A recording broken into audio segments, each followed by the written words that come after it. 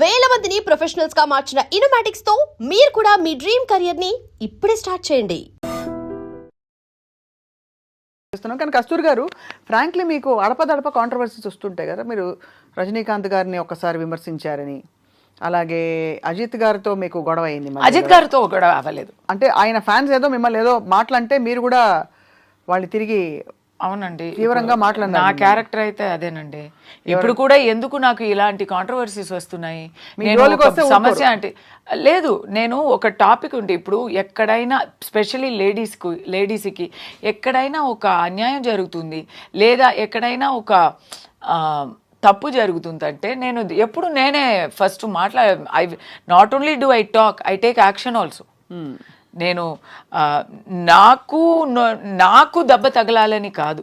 ఇప్పుడు ట్రిషా గురించి ఇక్కడ ఒక పెద్ద ప్రాబ్లం, తమిళనాడులో ట్రిషా గురించి ఒక యాక్టర్ ఒక చాలా ఎలా ఒక టైప్లో మాట్లాడారు. ఆయన ఒక జోక్ అని అనిపించి పబ్లిక్గా ఓకే నేను చెప్పనా, త్రిషా గురించి ఆయన ఆ పిక్చర్లో విల్లన్ అండి. ఆ విల్లన్ యాక్టరు మన్సూర్ అలీ ఖాన్ అని ఒక actor. He thought he was joking. He thought ట్రిషాతో నాకు కాంబినేషన్ ఉందంటే నేను విల్లన్ నటి కదా, విల్లన్ నటుడు కదా, నేను ట్రిషాని రేప్ చేయబోతున్నాను, అలాంటి సీన్స్ ఉంటాయి అని అనుకొని వెళ్ళాను, నాకు కాంబినేషన్ కూడా లేకపోయింది పిక్చర్లో అని ఆయన జోక్ చేశారు. కానీ అది ఆ joke it's done in bad taste అని అనిపించింది. అవును, మరి చాలా సో అప్పుడు వి వాయిస్డ్ అవుట్.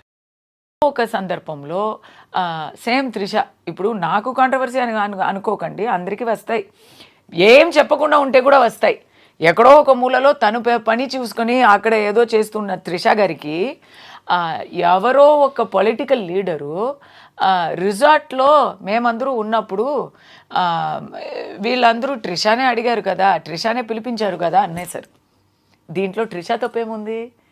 దాన్ని మేం చెప్పలేదు. It is not at all. మీరు అడుగుతున్నారు కదా మీరు ఏమైనా మాట్లాడితే వస్తుందా అని.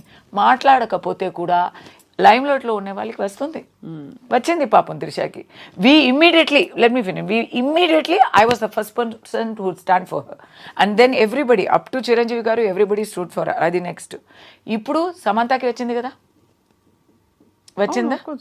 దాంట్లో సమంత బాధ్యత ఏముంది? అసలు లేదు. She must been very hurt. Of course అందరం ఖండించాం ముక్త కంఠంతో. ఏం కనెక్షనే లేదు కదా. సమంత పేరు ఆ దాంట్లో ఎందుకు రావాలి? There is no connection. మీకు ఎవరి మీదో పంతం ఉండి ఎవరి మీదో ఆరోపణ వేయాలంటే దానికి మీరు ఎవరి పేరు తీస్తున్నారండి? అది so everybody said that is wrong. So అలాంటి కాంట్రవర్సీస్ నేను ఇమీడియట్లీ మాట్లాడుతున్నాను కాబట్టి నాకు ఎక్కువ వస్తాయి. ఇప్పుడు నేను రూలింగ్ పార్టీకి విపక్షంగా మాట్లాడుతుంటే నాకు రావా? ఎన్నో వచ్చాయి ఆల్రెడీ, మీకు తెలియలేదు. నన్ను తాగబోతూ అంటారు, నన్ను అక్రమ సంబంధాలు, రోజు ఒక అక్రమ సంబంధం నాకు వస్తుంది. ఎవ్రీడే ఒక సంబడితో టోల్డ్ డైరెక్ట్లీ. ఎలా తెలుస్తుంది మీకు ఇది? నా సోషల్ మీడియాలో అంతా వచ్చి రాస్తారు. ఈ రోజు వచ్చి ఒక పొలిటికల్ లీడర్ బర్త్డే, ఈరోజు 8 నవంబర్. ఆయనతో నేను ఒక 2-3 ఇయర్స్ ముందు బర్త్డేకి కలిసి ఒక ఫోటో తీసుకున్నాను. ఆ ఫోటోని పెట్టి ఈ రోజు వరకు ఏమో నాకు ఇంకా పెళ్లి చేయించలేదు అంతే. ఆల్ సార్ట్స్ ఆఫ్ దాని గురించి వీళ్ళందరూ ఒక అజెండాతో మనల్ని ఇలాంటి చేస్తుంటే I don't care about it. నా క్యారెక్టర్కి రంగు తక్కువ అని చెప్పి డైరెక్టర్ శంకర్ గారు, భారతీ రాజా గారు ఇదంతా వదిలేయండి. ఇదంతా ఎందుకంటే ఇవన్నీ కరెంట్ ఇష్యూస్. ఇంకా తెలుగులోకి రాలేదు కానీ మీరు తెలుగు వారి సపోర్ట్ అడిగారు కస్తూరి గారు. తెలుగు నాట కూడా పెద్ద పెద్ద అగ్ర హీరోలు ఆడపిల్ల స్టేజ్ మీద పక్కన ఉంటే కనీసం ఏదో ఒకటి కడుపు చేయకపోతే జనం ఊరుకోరు అనే సినిమాలో ఉంటే ఒక ముద్దో పెట్టో కడుపు చేసో అని అలాంటి అంటే ఒక తీవ్రమైన కామెంట్స్ చేసి so many people have said are you going to fight everybody అని అడుగుతున్నాను. I'm not asking you to comment on them because you been part of the me too movement. Me too మూవ్మెంట్లో మీరు గణమెత్తి చెప్పారు. మీటూ మూవ్మెంట్లో 100 కోకళ్ళలు విక్టిమ్స్ బయటకు వస్తున్నారు, కంప్లైంట్ చేస్తున్నారు, పెద్ద జోక్ అయిపోయి nobody has stood by anybody so far. What is the result of all this except controversy and hours of interviews? We have to keep fighting. అలాని మనం పోరాటడం వదిలేస్తామా? ఓకే ఏమవ్వదు, మనకి నీతి దొరకదు, అని మనం మాట్లాడడం మానేస్తామా? We have to keep doing it. ఇప్పుడు ఎప్పుడో ఒక ఒక రుద్రమాదేవి పోరాడింది కాబట్టే తెలుగు ఐడెంటిటీ స్థాపనం అయింది. కరెక్ట్. ఎక్కడో ఒక వేలు నాచియార్, ఎందుకు ఇది చెప్తున్నానంటే Velu Nachiyar is the greatest legendary queen of Tamil Nadu. She is a Tamil icon. She fought against the British బలగాన్ని ఎదుర్తూ నిలబడింది. ఎవరితో కలిసి నిలబడింది తెలుసా? హైదర్ అలీ గారితో. అది ఏం చేసిందంటే, బ్రిటిష్ సైనికులు వస్తున్నారు, they are coming closer to her kingdom అని తెలియగానే రాఖీ పంపించింది టు హైదర్ అలీ గారు. రాఖీ పంపించి, నేను మీ సోదరిని నాకు సహాయం చెయ్యరా, ఈ బ్రిటిష్ వాళ్ళతో నేను ఇప్పుడు పోరాటాలంటే అన్నయ్య మీ సహాయం కావాలని అడిగి వాళ్ళు కలిసి గెలిచారు. ఎందుకు చెప్తున్నానంటే, ఇప్పుడు లేడీస్ మేము ఆ జమానాలో లేము.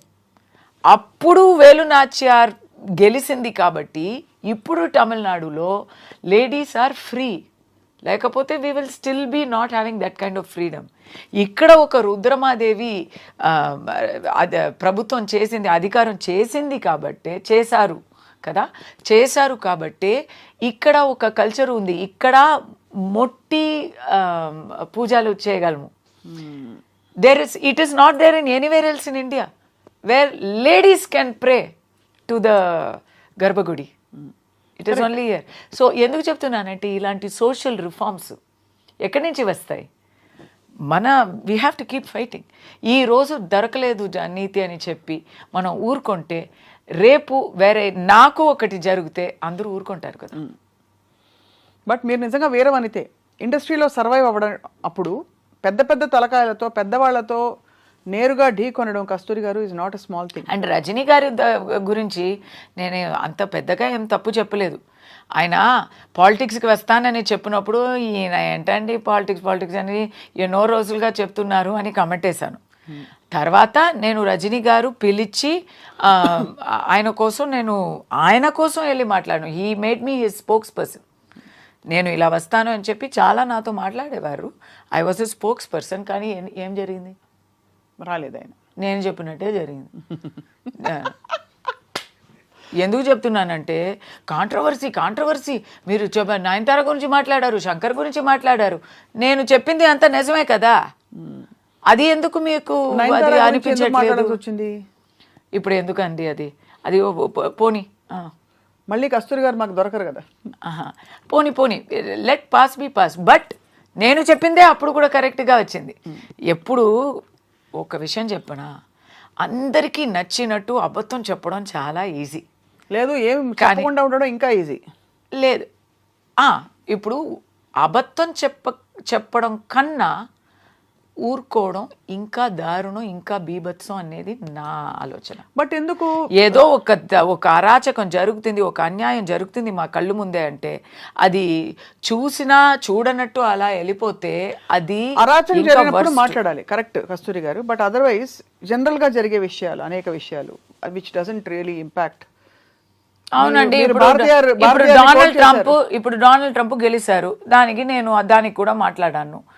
అది అవసరం లేదు. అలా చూస్తే మాట్లాడమే అవసరం లేదు, ఎవరికి మాట్లాడడం అవసరం లేదు. ఇప్పుడు అందరూ ఇన్స్టాలో ఉన్నాము, ఇన్స్టాలో ఫొటోస్ పెడుతున్నారు, అందరూ పెడుతున్నారు. అవసరమా?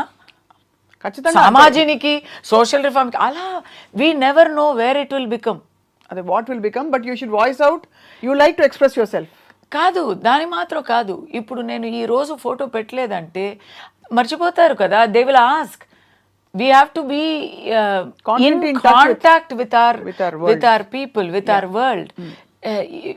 మీకు ఇప్పుడు నేను లాస్ట్ 1 వీక్గా ఏం చెప్పలేదు. I also don't daily photo పెట్టి డైలీ సెల్ఫీ కమెంట్స్ అలా నేను చెప్పలేదు. I never do. But you want to be directly engaged with the people. But I only comment on things that affect me.